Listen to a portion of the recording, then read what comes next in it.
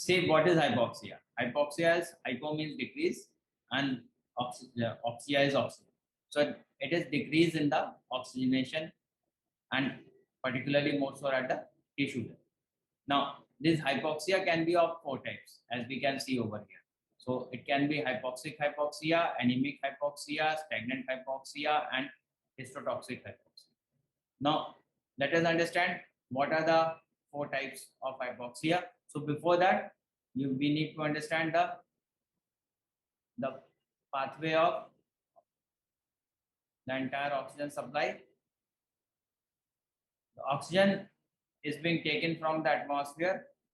Now, if the atmospheric oxygen is low, then entire delivery process would be low, and in that situation, you would call it as hypoxic hypoxia. So, what is hypoxic hypoxia? Where the atmospheric oxygen is low, partial pressure of oxygen at the atmosphere is low, or if it is not low at the atmosphere, it is coming inside here and it is going inside here, it is going inside here, but at the and it is reaching up to the alveolus, but it is not able to transfer into the alveolus, into the capillaries. It is not able to transfer from the alveolus into the capillaries.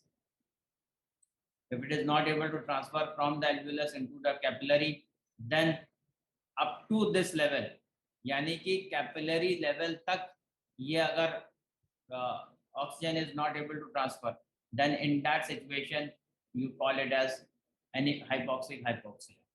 Abhi a living example of that is these days you are listening to COVID hypoxia, this desaturation during COVID. Now what is happening in COVID?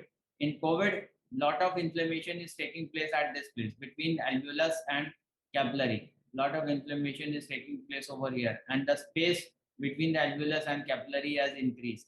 And the space between the alveolus and capillary has increased. The oxygen, the atmospheric oxygen is okay over here. The oxygen is coming into the lungs because the lung ventilation is taking place. The muscles of the lungs are working. So the air is coming into the alveoli. Over here till this much it is okay, but the oxygen is not getting transferred into the capillary. Why? Because lot of inflammation is here around this place, and because of this the oxygen is not getting transferred into the RBC and the hemoglobin. Therefore the person is facing hypoxia, and such a condition is hypoxic hypoxia, as in the case of COVID these days. Otherwise, if you, what other example can be there? For example, a person goes to a high altitude. Somebody goes to Mount Everest or a high altitude place. So over there, the atmospheric oxygen has decreased. Over there, the atmospheric oxygen has decreased. And if the atmospheric oxygen has decreased, the partial pressure of oxygen has decreased. If the partial pressure of oxygen has decreased, so less oxygen will transfer over here. So this part, therefore, there is less transfer of oxygen across the alveoli. When there is less transfer of oxygen across the alveoli, there would be hypoxia. And if this hypoxia is either due to decrease in the partial pressure of oxygen in the atmosphere or decreased transfer across the alveoli into the capillary. So that would be hypoxic hypoxia. The second type of hypoxia is anemic hypoxia. What is anemic hypoxia? If we say that okay, nahi, this is not reduced, but this is okay. But what is happening over here? That the transfer has taken place, but the capillary which is carrying this blood over here is having decreased hemoglobin. And if there is decreased hemoglobin, such a condition where there is decrease in the hemoglobin or decrease in the RBC, if there is decrease in the hemoglobin or decrease in the RBC, such a condition is known as anemia. What is anemia? Anemia is decrease oxygen due to decrease in hemoglobin or decrease in RBC. तो अगर haemoglobin या RBC की वजह से oxygen का transport disturb हो जाए, तो ऐसी कंडीशन एनीमिया कहला रही है. और एंड ऐसा hypoxia where the oxygenation at the tissue level is compromised because of decrease in this any hemoglobin or RBC, that means because of anemia, such a condition is known as anemic hypoxia. So anemic hypoxia is where there is decrease in the hemoglobin. Normally, how much is normal hemoglobin? Normal hemoglobin is say 14 to 16 gram percent. But say somebody is having 8 gram percent hemoglobin. And if somebody is having 8 gram percent hemoglobin, obviously he is having only half 50% hemoglobin. And that means the carriage which is carrying, I gave you the example of train. The trains are having less number of bogies to carry the load. जो raw material आ रहा है oxygen, that would be carried less by those bogies. So if the bogies have gone down, that the service has gone down, and therefore less material would be transported by that train. So that means the less oxygen would be transported to the tissue, and such a situation would be anemia. And such a hypoxia would be anemic hypoxia. If we presume that atmospheric oxygen is adequate, and if we presume that there is no anemia over here, then what can be the next thing?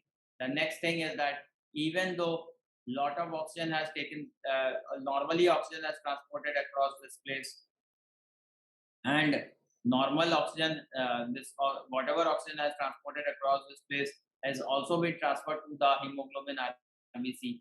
But there is nobody to carry this hemoglobin RBC to the tissue. So at the tissue level, that means in the mitochondria, the oxygen has to be transferred to the cell into the mitochondria. But mitochondria and tissue, in between, you have a circulatory pump. And this circulatory pump, if it fails, and that circulatory pump is known as heart. Now, if there is a failure of this pump, that is, heart is not pumping well, and the heart is not pumping well, so it will not be able to move the blood across the system, and then it is direct reach here. And then the blood is not going to reach here.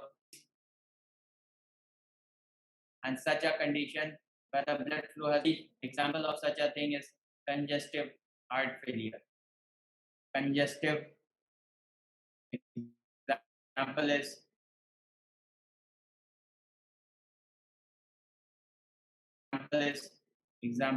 congestive. That is, the heart muscles are not pumping well, and they are failing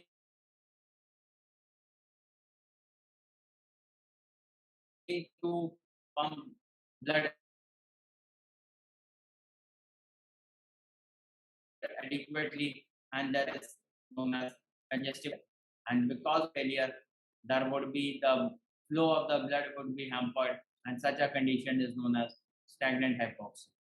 The last part is that even though blood has been able to be pumped here, but blood has reached up to the tissue level and it has reached the cell level, but this oxygen is not getting utilized here. Oxygen is not getting utilized here because the cytochrome oxidase system over here has been poisoned.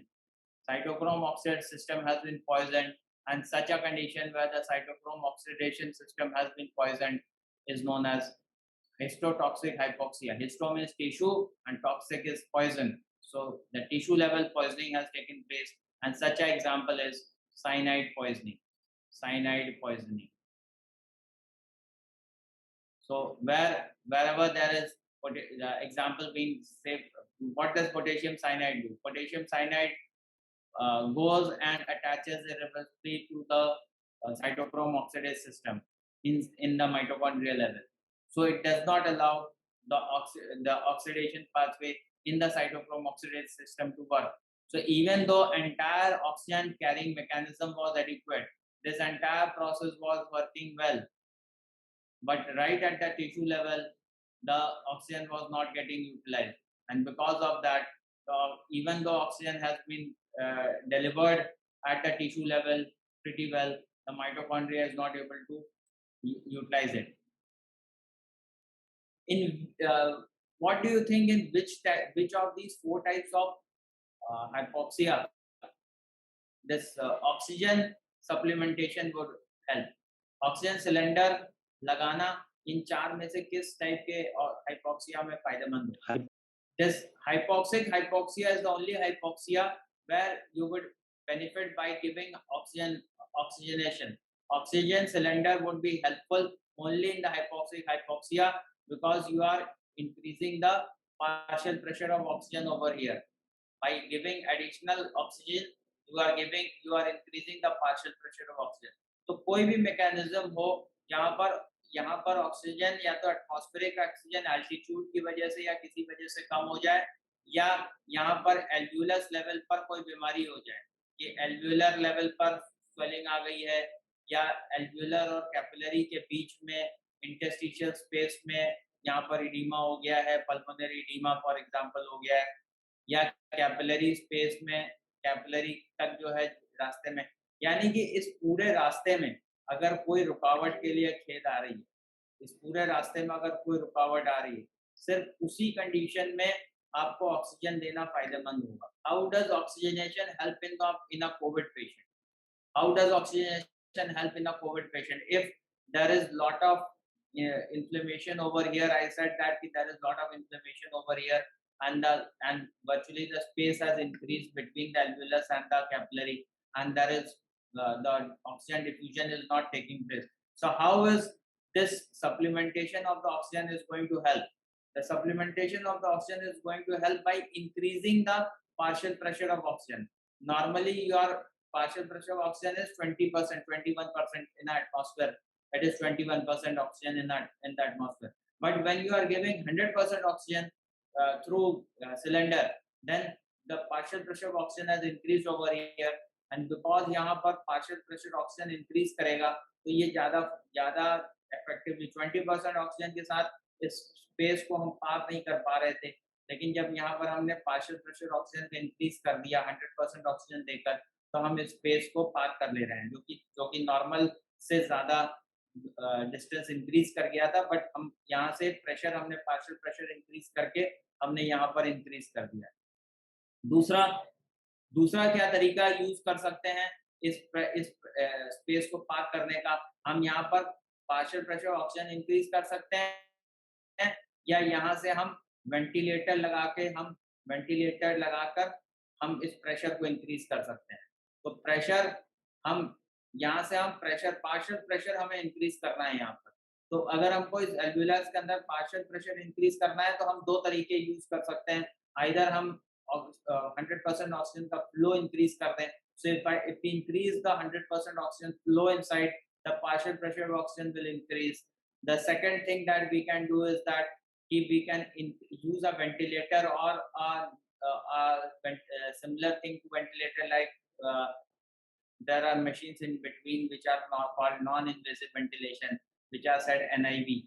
So those increase the pressures over here in this system, and because of that they are pushing the air by increasing the pressure, and by increasing the pressure they increase the partial pressure of oxygen, and then you can combine both of them together. You can use this pressure by the ventilator and also the partial pressure of oxygen by giving 100% oxygen, and again pressure with the ventilator. So when alone increasing the oxygen is not helping, you are using ventilator to increase the. So in a COVID patient or a similar kind of situation, giving oxygen is helpful only in this condition. Ventilators are also working like this by increasing the pressure. In none of the other condition, giving the oxygen is going to help, because anemia may, even if you give too much of oxygen, it will not help, because there is not enough hemoglobin. Even the lot of oxygen is coming in, but if the hemoglobin is down, it will obviously not carry. In congestive heart failure, giving lot of oxygen is not going to help, because even though oxygen, you are giving more of oxygen, even this hemoglobin is 100% saturated, but nobody is carrying the hemoglobin further. So the oxygen is not carried, is being carried forward, and the tissue level oxygen is also not going to help because the tissue itself is poisoned by this. So oxygenation helps only in this scenario and no other scenario. So hopefully that also addresses these days current affairs topic, that how oxygenation is helped in the COVID patient, and how what is the logic behind it. The logic is simply you are increasing the partial pressure of oxygen at the alveolus by either giving 100% oxygen or giving a pressure ventilation.